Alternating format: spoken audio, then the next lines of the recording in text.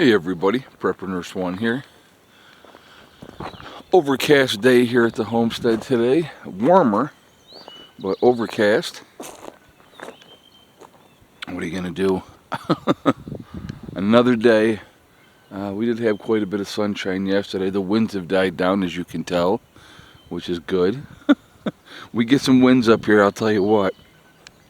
It is definitely interesting about living here. Man, when that wind is kicking, it is kicking. So, anyway. Just listen to that.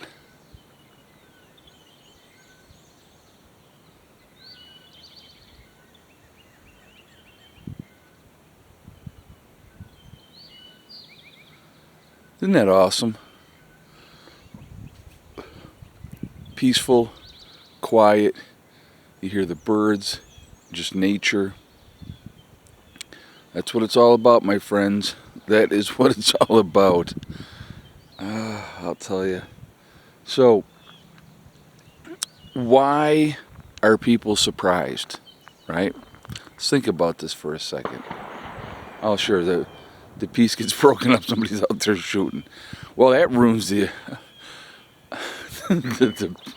that ruins the picture of tranquility, doesn't it now?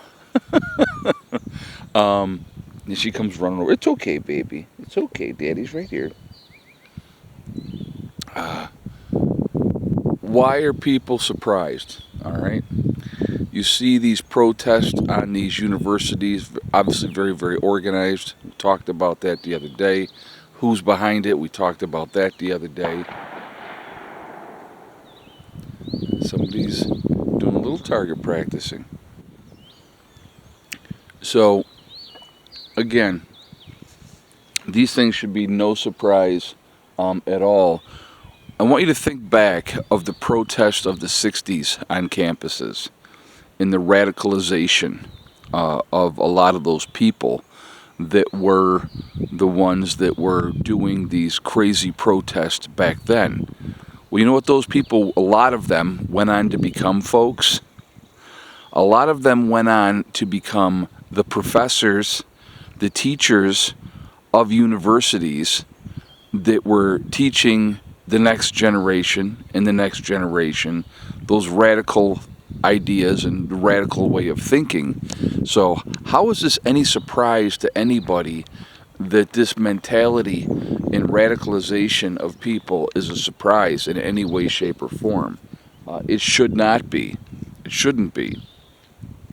When you have the lunatics that were, back in the day, ended up going on and becoming, the professors that taught other kids, do you think their radical views changed? Did they suddenly go, hey, now I'm buying into the system? No, they found a new way to manipulate the system by poisoning the minds of young people with their thought processes. And so, to have these people, doing what they're doing on these universities. Listen, here's the bottom line. If you're pro-Israel or pro-Palestine, that's your business. All right, that's your business. You can have your thoughts and you can think whatever way that you want to. But when you are basically calling for the eradication of Jews just because they're Jews, okay, there's an issue there. When the Jewish students need to be afraid to go on campus and go to class, and when they're being told, we can't keep you safe, that's an issue. Could you imagine? I want you folks to think about this for a second. Let's flip the script on this a second. Let's say it was a bunch of white supremacists on these campuses doing these encampments. And they were saying this to black students. Oh, well, we can't guarantee your safety. I'm sorry. People would lose their minds. They would lose their minds, okay? So why, this is my question, why is it any different? Because what, now it's against the Jews? I honestly, folks, I will tell you what. I have never, ever, ever understood the hatred of Jews. I've never understood it. I really haven't. I don't get it. I really, really don't get it. But there is a very, very strong hatred of the Jewish people, and it doesn't go away. And like I said, for me, I've never understood it. I really don't. And it's crazy, in my opinion, obviously, and why can't we all treat each other with respect and dignity, regardless of our backgrounds, regardless of where we come from, regardless of who we are? You live your life, I respect you. I live my life, you respect me.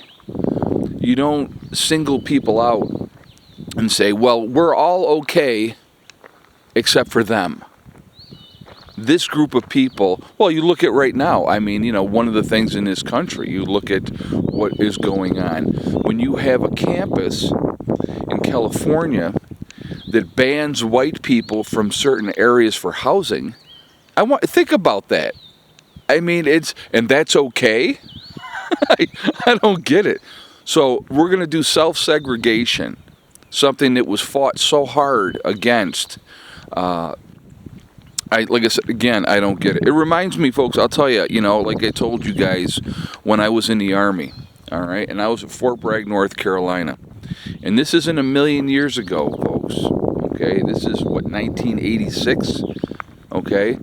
Down Fort Bragg, during the day, everybody worked together, did what we had to do, and at the end of the day, the whites went one way, the blacks went another way, and if you were any other race, you picked a side, and that's who you stuck with. That's how it was.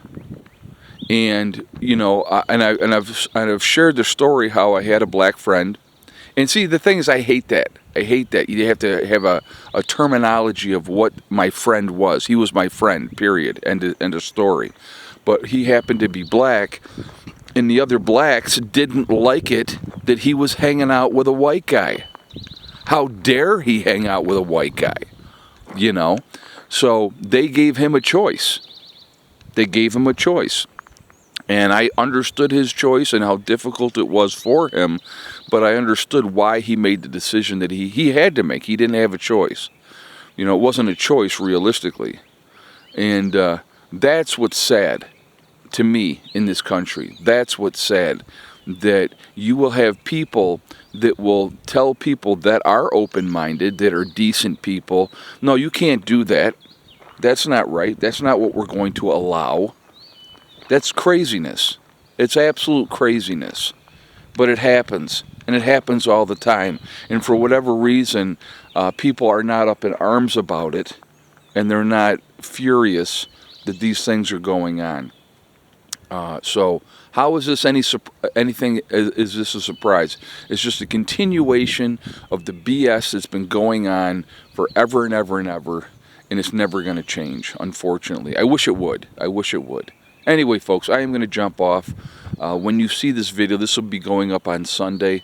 I will be live streaming Sunday night. I would love it if you would join me. We'll have a wonderful live stream tonight, 8 p.m., so I will talk to you all then. Remember, folks, we truly are all in this together. We are one race called the human race. As soon as we figure that one out, we will be in much better shape.